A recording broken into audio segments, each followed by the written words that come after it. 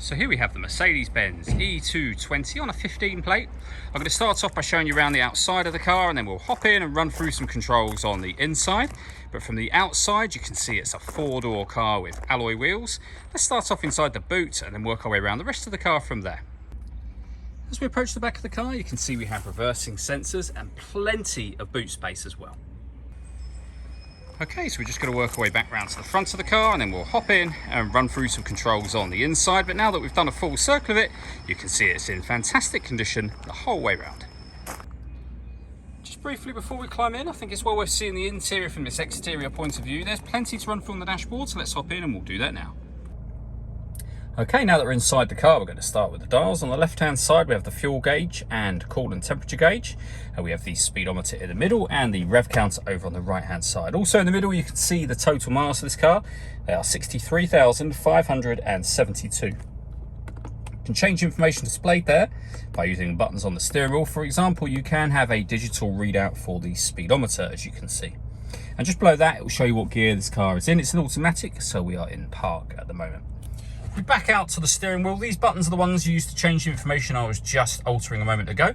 And over on the right hand side, we have stereo and phone controls for the car.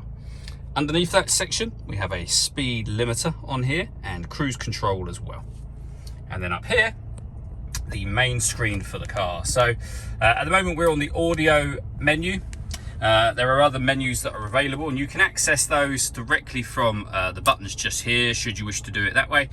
You can also use the dial that you see here. So within each menu, you can rotate the dial for different radio stations, as you can see. If you want to listen to your own music, you can do. And there's multiple ways to listen to music. Nothing is connected at the moment, but you can connect up a USB device, for example. This car's also got satellite navigation. Nice clear colour display, very easy system to use. And as I said, you can access everything from these buttons just here. We have the CD player for the car and the main volume for the stereo. We have an SD memory card slot just there as well. Beneath that, we have a hazard warning lights. We can put the car in eco mode. We can turn off the parking sensors. We have a heated driver's seat with 3 heat settings, and the same for the passenger as well. Below that, we then have the dual zone climate control. So you can adjust the passenger temperature, the driver temperature. You can increase and decrease the fan speed. You can determine what direction you'd like the air to be distributed in. And when you're happy with those settings, the air conditioning is on at the minute, so that's off or back on again. Or hit auto. The car will now maintain those temperatures for you by taking full control of the fan speed, which you can hear it doing.